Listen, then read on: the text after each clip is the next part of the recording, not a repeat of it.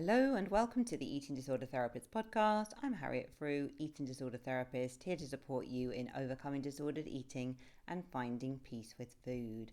So today I want to talk about, can you really pursue weight loss without screwing up your mental health? So let's dive in. So, navigating the sweet spot between health and obsession.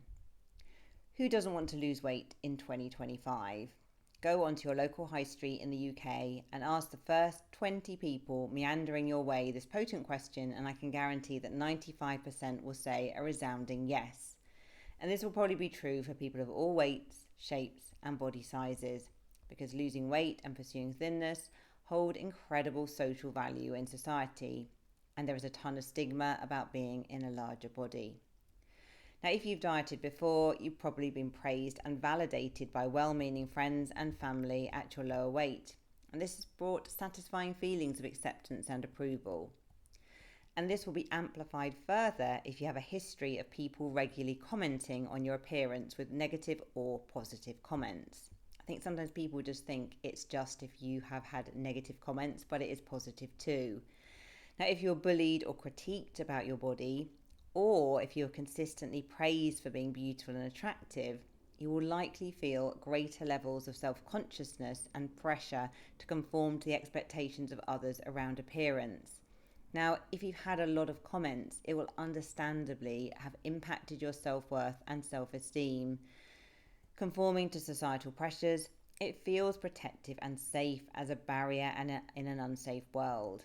We think, at least they can't criticize my body. It's almost like the one thing that you feel that you've got to defend yourself against the world. And being thinner, it's highly valued in society, and you may be naturally slim and have thin privilege, eating the foods you enjoy without restriction. Even so, you may still not feel that you're thin enough. I think particularly in today's world, the skinny aesthetic is more popular than ever. And you may deprive yourself then and have a difficult relationship with food.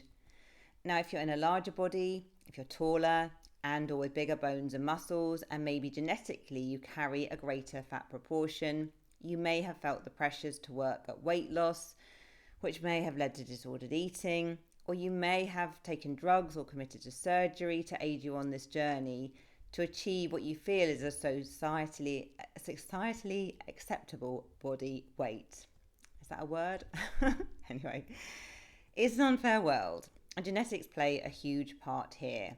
And it is toxic that certain body types are valued more. It's toxic, it's wrong. But you can't blame anyone in society for wanting to fit in and be accepted. Humans are tribal and wish to avoid exclusion. So when does the pursuit of weight loss become obsessive and unhealthy? Now, I know social media tends to polarize viewpoints to extremes.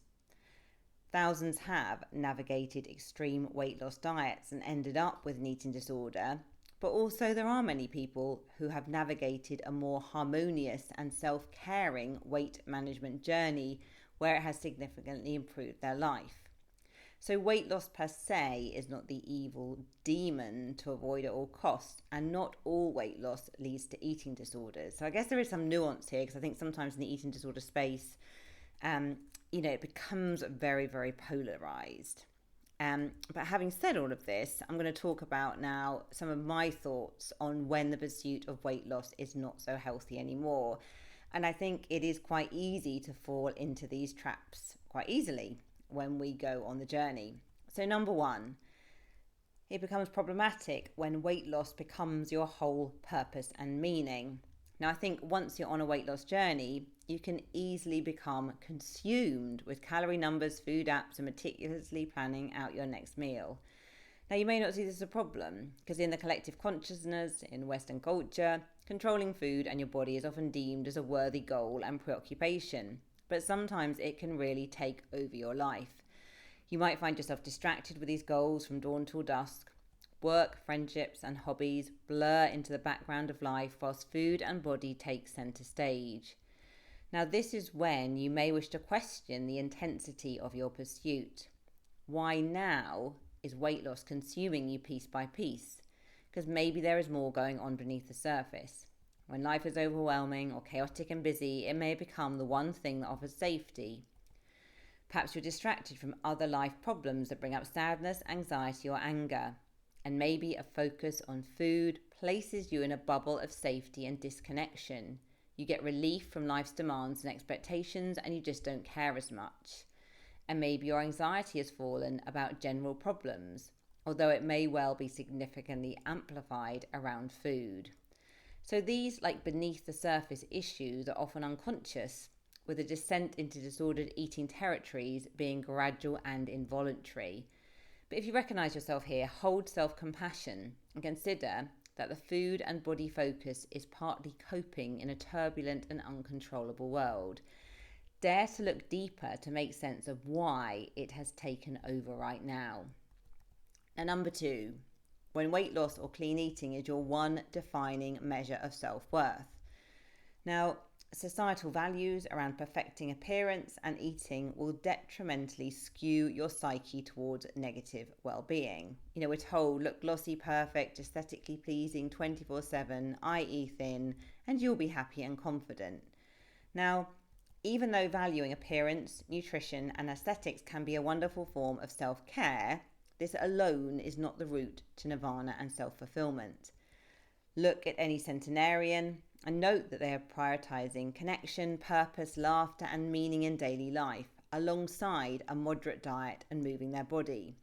Now, instead, in contrast, many of us are anxiously obsessed with wellness and body goals to the point that our nervous systems are in high alert when we stray just 1% towards imperfection. So self-worth is dependent then on achieving these things. Self-worth is no longer a deep inner knowing of acceptance, rather a conditional goal to strive for. And diet and wellness culture exacerbate these issues. The culture will validate your thinner body shape and clean eating, never mind the sabotage or destructive route to get there. The underlying message, get thin no matter what. Behind closed doors, you may be starving, feeling dizzy, weak, and exhausted. Simultaneously, others may ask you for your weight loss tips. Now, this is profoundly confusing, and it reinforces the belief that weight equals worth. So when weight has become your worth, external validation from others, the weighing scales, the mirror, and comparisons rule your life. Before you know it, your day is peppered with comparing, scrolling, weighing, mirror checking, self-berating, calorie counting, and more. And if anyone could read the thought bubble above your head, your focus would be entirely down the rabbit hole of food and body preoccupation. Your judgment and praise are all body and food related. Worth around other life areas has diminished. So you realize that getting thinner is not the magic pill to self-worth and body acceptance. So if you recognize yourself here, you might want to think about, how else can you derive worth for yourself? What other areas of your life are important? Why has weight loss taken over to such a degree? Number 3, when weight loss is destroying your health. So losing weight does not always equate with better health. Extreme restrictive eating can lead to many costs to physical, emotional, and social health. So maybe feeling cold, dizzy, and weak, pronounced food preoccupation and obsession, self-isolation, and withdrawal from others. Now, although society very much favours the BMI, body mass index, as the holy grail of health interpretation, BMI is factually not that reliable, as the tool was created for groups of white European men and was never meant to be utilised as a measure for individuals. It also doesn't take body composition into consideration, so if you're taller, bigger boned and have a larger muscle mass, your BMI may be deemed unhealthy, whereas you may be perfectly fine for your body. Research also shows that health can be improved significantly with shifting health-enhancing behaviours. These can include things like walking more, drinking water, prioritising sleep, and reducing alcohol and stress. So it doesn't mean that you have to lose weight to be healthier. And it's really helpful to think about your individual body. Ask yourself, is weight loss actually necessary for your individual body? Get curious as well about why you feel the need to lose weight. And if it's going to propel your body into a state of starvation where you're constantly fighting food, is it worth it? Think genuinely as well about where your body is actually in a peaceful place with food without disordered eating or constant food preoccupation. And this is very different for each individual body.